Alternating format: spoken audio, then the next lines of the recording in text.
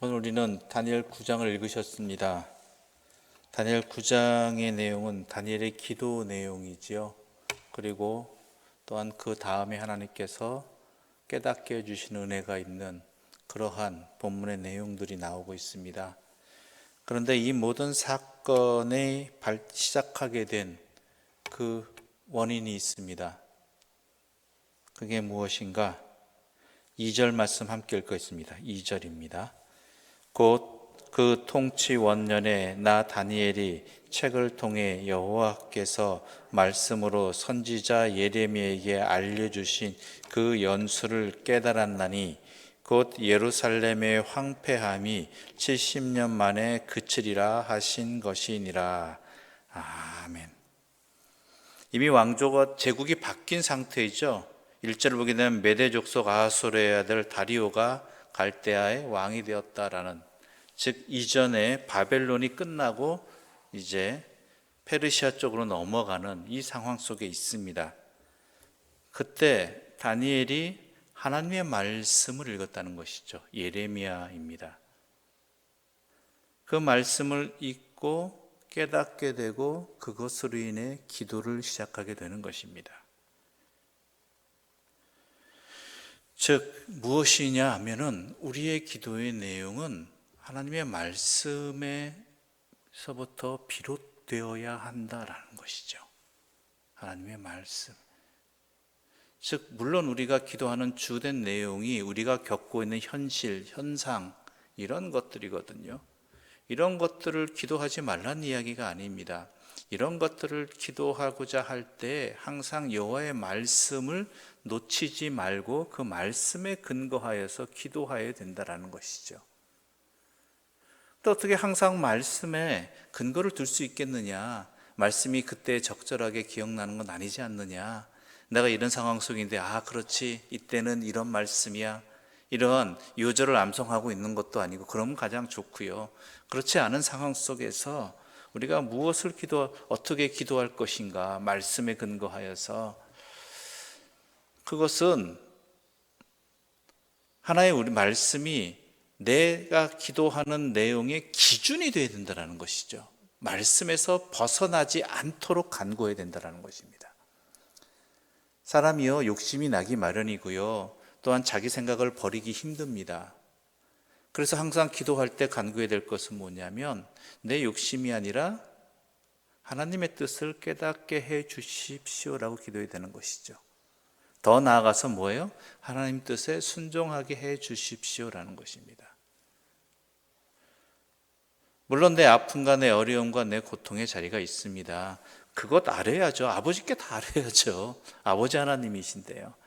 그럼에도 불구하고 그렇지만 아버지여 내 뜻대로 마옵시고 아버지의 뜻대로 하옵소서. 그 이야기는 나로 하여금 아버지의 뜻을 깨닫게 해 주십시오라는 것입니다. 또 하나가 뭐냐면 우리가 말씀을 읽기 전과 읽고 난 후에 항상 기도해야 된다는 것이죠. 말씀을 앞에 두고 우리의 마음이, 우리의 영혼이 주님 앞에 준비될 수 있도록, 나에게 허락해 주시는 말씀 앞에 내가 귀를 기울일 수 있도록, 그 뜻을 깨달을 수 있도록 하나님께서 은혜를 베풀어 주십시오라고 기도해야 되고요. 말씀을 읽고 난 후에 또 매우 중요합니다. 이 말씀의 뜻을 바로 알게 하여 주시옵소서로 기도해야 된다는 것이죠. 성경과 말씀이 떨어질 수 없는 이유가 바로 여기에 있습니다. 오늘 본문의 다니엘은 예레미야를 통해서 주신 자신들의 이 포로 생활이 70년이 될 것이라는, 70년이 지난 후에 끝날 것이라는 이러한 말씀을 읽고 기뻐한 것으로 멈추지 않아요. 기쁜 소식이잖아요. 왜냐하면 이때쯤이면 거의 많은 시간이 지난 후니까, 얼마 남지 않았다 이런 상황이지만, 이 말씀 앞에서 이 말씀이 주시는 뜻과 또한 내 자신을 돌아보는 기도를 하는 것이죠. 그게 말씀에 잇된 기도입니다. 이 말씀이 과연 어떤 의미인지, 나에게 무엇을 말하고자 하는지를 하나님께 구하고 기도한 것이지요. 그래서 3절 보면 이렇게 기록되어 있습니다. 내가 금식하며 베옷을 입고 죄를 덮어 쓰고 주 하나님께 기도하며 간구하기를 결심하고. 말씀을 읽으면서. 다니엘은 항상 기도하던, 정해진 때에 항상 기도하던 사람이잖아요. 그 기도할 때 말씀을 벗어나지 않았다는 것, 말씀의 근거에서 기도했다는 것이죠. 그런데 이 기도하면서 놓치지 말아야 될 부분이 있습니다. 4절 말씀입니다. 4절입니다. 함께 읽어보겠습니다. 네, 하나님 여호와께 기도하며 자복하여 이르기를 크시고 두려워할 주 하나님, 주를 사랑하고 주의 계명을 지키는 자를 위하여 언약을 지키시고 그에게 인자를 베푸시는 이시여. 우리가 기도하면서 자칫 교만에 빠지기가 쉽습니다. 특히 기도 많이 하신 분들 가운데 교만에 빠지는 경우가 많아요. 뭐냐면 마치 기도하는 것이 나의 공로인 것처럼, 내가 기도할 수 있다는 것이 마치 내가 어떠한 노력을 해서 내가 어떤 것을 얻어낼 수 있는 것처럼 생각한다는 것이죠.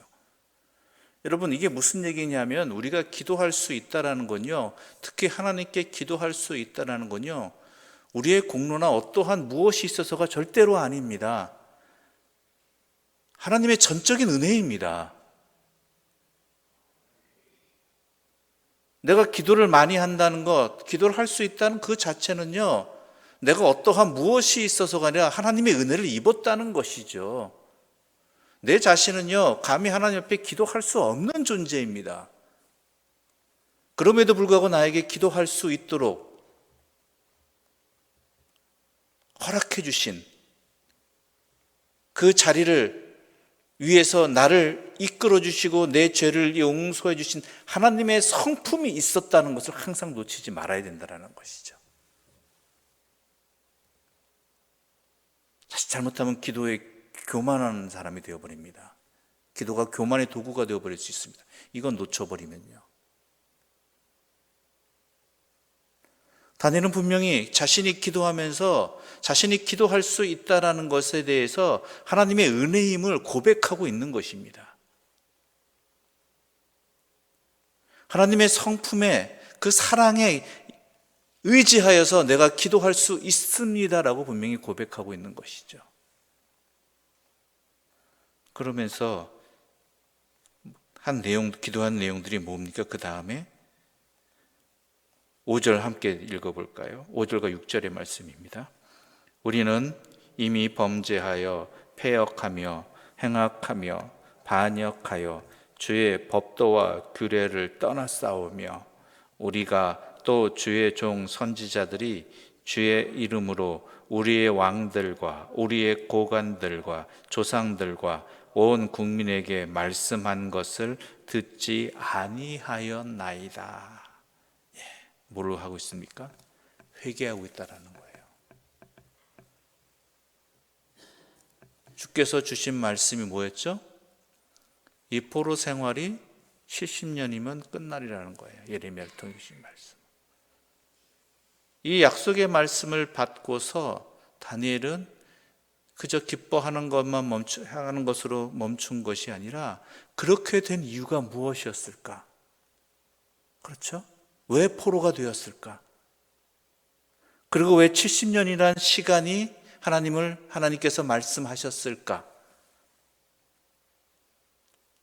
그 말씀 앞에 자기를 돌아보고 또한 자기가 살고 있는 자기의 민족과 자기의 조상들과 이 모든 것들을 돌아보고 그것을 회개하는 자리로 삼았다라는 것이죠.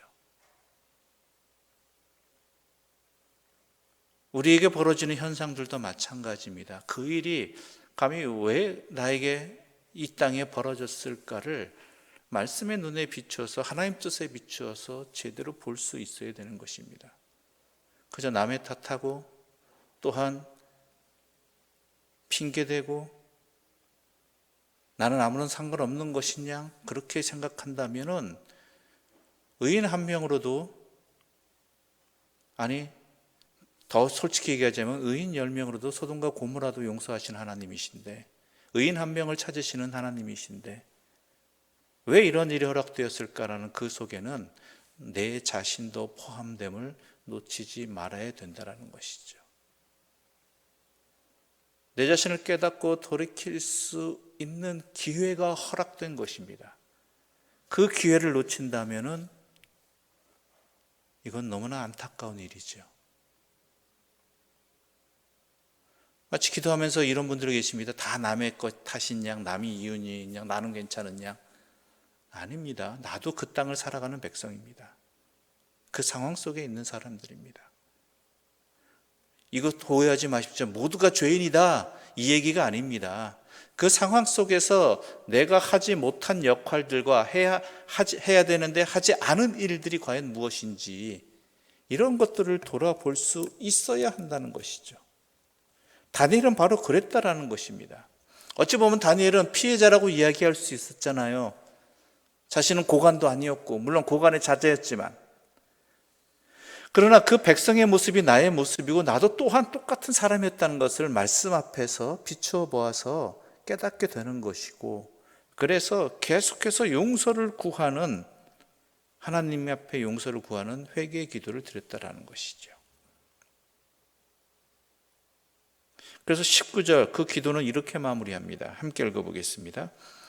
주여 들으소서, 주여 용서하소서, 주여 귀를 기울이시고 행하소서, 지체하지 마옵소서.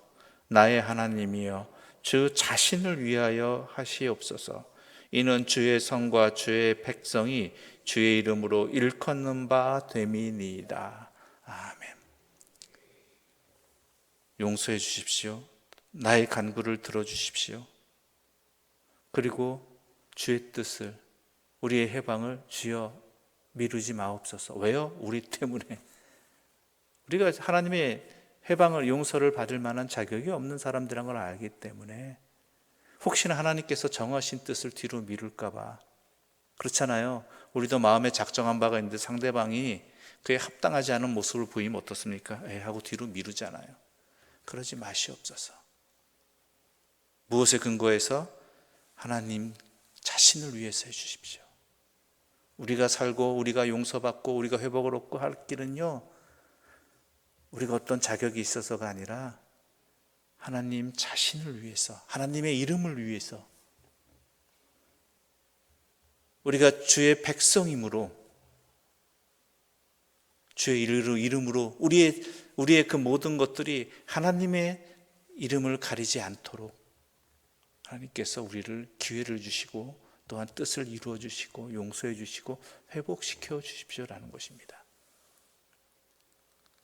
내가 기도를 많이 했기 때문에, 내가 무슨 어떤 능력을 또한 공적이 많기 때문에, 신앙생활을 오래 했기 때문에 아닙니다.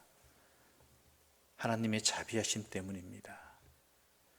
하나님 자신의 사랑 때문입니다. 그렇기 때문에 나 같은 죄인도 기도할 수 있는 것이고 응답받을 수 있는 것이고, 그리고 여호와께 간구할 수 있는 것이잖아요. 그러므로 우리가 이러한 기도는 반드시 이러한 모습을, 성격을 가지고 있어야 한다라는 것입니다. 명심하십시오. 기도는 전적인 하나님의 은혜의 자리입니다. 그 은혜는 여호와의 말씀에서 비롯되어지는 것이고 또한 여호와의 자비하심에서 비롯되어지는 것입니다. 결국 기도가 나의 어떠한 공적과 교만의 자리가 되지 아니하도록 이 은혜의 통로를 명심하시고 지키시며 행하시는 하나님의 사람들 되시기를 간절히 소망합니다. 기도드리겠습니다. 하나님 아버지, 우리에게 기도하게 하여 주심을 감사합니다. 우리 자신을 돌아보면 단 한순간도, 단 한 단어도 하나님 앞에 아릴 수 없는 그러한 죄인이고 무능력자이고 거역하는 자들입니다. 그럼에도 불구하고 우리를 사랑하여 주셔서 우리의 자녀됨을 거두지 아니하시고 우리의 음성에 귀를 기울여 주시는, 우리에게 응답을 허락하여 주시는 주의 말씀을 깨닫게 해주시는 기도의 은혜를 허락해 주시니 감사합니다. 이제 이 기도를 통회하는 심령으로, 겸손한 심령으로 오직 주의 은혜에 기대어 주님 앞에 구하는 지혜로운 자들 되게 해주시고 또한 참된 하나님의 자녀들 되게 하여 주시옵소서. 예수님의 이름으로 기도드립니다. 아멘. 하늘에 계신 우리 아버지의 이름을 거룩하게 하시며 아버지의 나라가 오게 하시며 아버지의 뜻이 하늘에서와 같이 땅에서도 이루어지게 하소서. 오늘 우리에게 일용할 양식을 주시고 우리가 우리에게 잘못한 사람을 용서하여 준 것 같이 우리 죄를 용서하여 주시고 우리를 시험에 빠지지 않게 하시고 악에서 구하소서. 나라와 권능과 영광이 영원히 아버지의 것입니다. 아멘.